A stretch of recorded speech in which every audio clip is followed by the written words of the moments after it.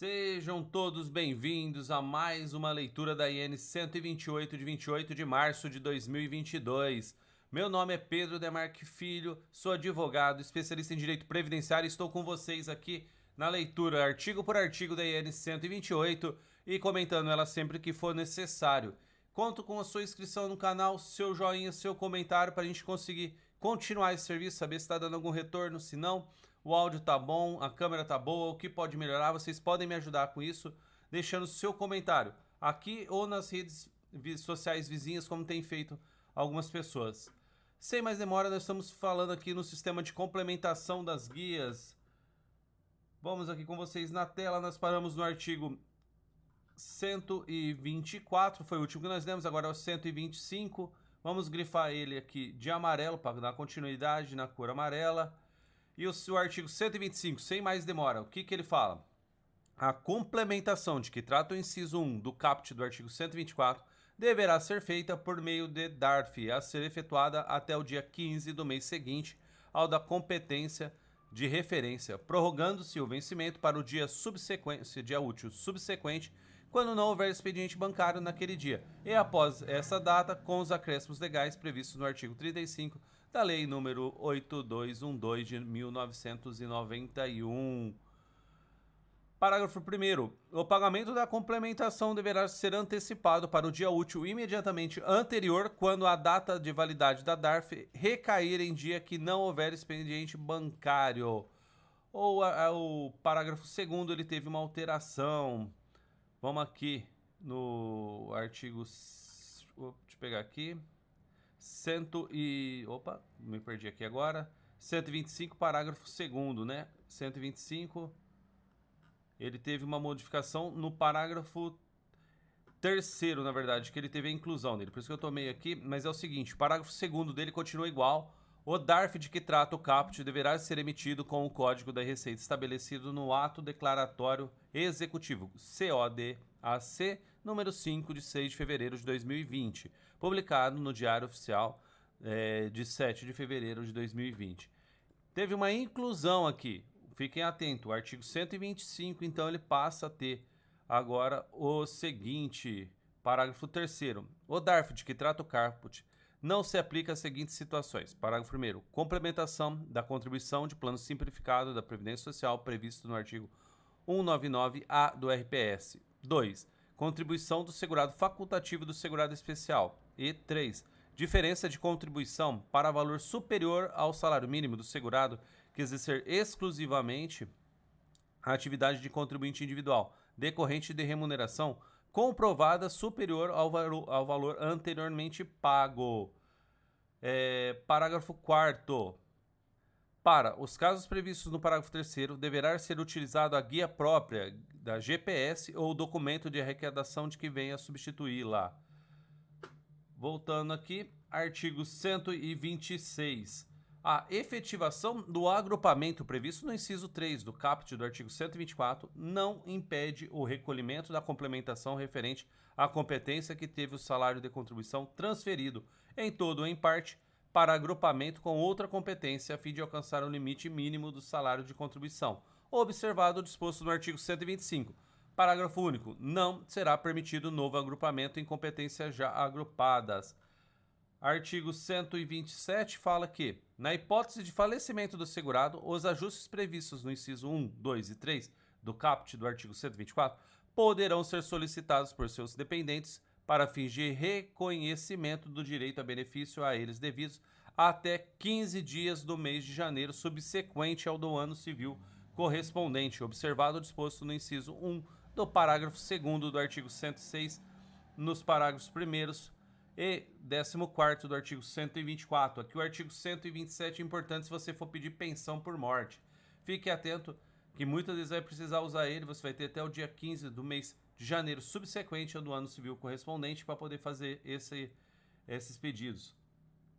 Artigo 128. Será considerado abaixo do mínimo, a competência que não alcançar o limite mínimo do salário de contribuição estabelecido para a competência, após consolidados os salários de contribuição apurados por categoria de segurado. Artigo 129, a complementação disposta no inciso 1 do caput do artigo 124, a ser recolhida na forma do artigo 125, dar-se-á mediante a aplicação da alíquota de contribuição prevista para a categoria de segurado existente na competência que foi percebida remuneração inferior ao limite mínimo mensal do salário de contribuição, observando-se que 1.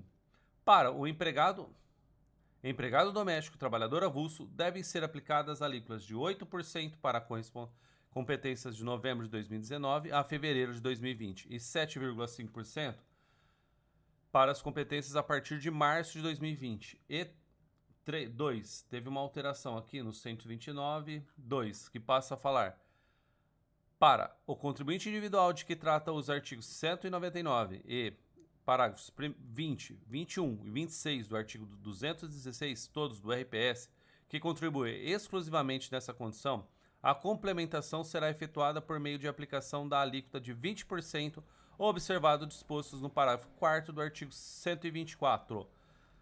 E diz ainda que 129, vamos aqui, parágrafo 1º.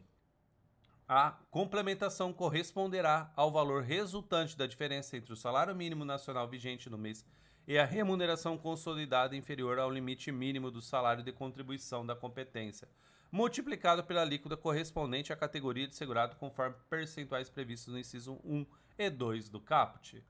Parágrafo 2º. Na competência em que ocorrer a concomitância de filiação do empregado doméstico e trabalhador avulso com contribuinte individual de que se trata o inciso 2, deverá ser aplicada a alíquota de contribuição prevista no inciso 1. Artigo 130, fala que é permitido o processamento dos ajustes previstos nos incisos 1, 2 e 3 do caput do artigo 124 de forma cumulada na mesma competência, respeitadas as restrições dispostas nessa seção. Parágrafo 1º. Utilizado o valor excedente na forma prevista do inciso 2 do caput do 124, caso o salário de contribuição da competência favorecida ainda permanecer inferior ao limite mínimo, esse valor poderá ser complementado nos termos do inciso 1 do caput do 120. Fique ligado, você pediu para utilizar os valores ali para juntar, por exemplo, e mesmo assim não chega ao limite mínimo, esse valor pode ser complementado, tá bom? Aqui tá falando aqui no 130. Parágrafo 2º. Realizado o agrupamento na forma prevista no inciso 3 do caput do 124, caso o resultado seja inferior ao limite mínimo do salário de contribuição, o segurado poderá complementar na forma do inciso 1 do caput do 124 ou utilizar valores excedentes na forma do inciso 2 do caput do 124. Artigo 131 fala o quê? Caso ocorram eventos posteriores que gerem inconsistências no cálculo da contribuição da competência envolvida pela complementação, utilização ou agrupamento, essa competência ficará pendente de regularização. Artigo 132, o que ele fala? Conforme parágrafo 36 do artigo 216 do RPS, RFB disponibilizará ao INSS as informações e registro das remunerações dos empregados, trabalhadores avulsos e domésticos, das contribuições dos demais segurados e das complementações previstas no parágrafo 27A no artigo 216 do RPS para fins de aplicação do disposto no parágrafo 9º do artigo 19 do RPS sobre a contagem de tempo de contribuição, inclusive para instrução e revisão de direitos e concessão de benefícios. Vamos entrar aqui na seção 17 das disposições de atividades específicas, subseção 1 do auxiliar local. Só que isso a gente vai fazer no próximo vídeo. Eu quero saber de vocês aqui se eu devo continuar lendo, conforme fala aqui, RFB, por exemplo, Receita Federal do Brasil, ou leio como está na lei. Para mim, eu estou lendo como está na IN aqui, para vocês terem ser bem fidedigno ao o conteúdo dela. Para quem está estudando, está lendo ela aqui, ou está colocando só para escutar, para poder ter como está aqui nela, para ter essa leitura fidedigna, tá? Mas deixe seu comentário se estão gostando e até o próximo vídeo. Eu vou parar um pouco antes desse vídeo, dos 10 minutos normais, para a gente poder dar continuidade aqui do artigo 133 certinho. Obrigado e até o próximo vídeo.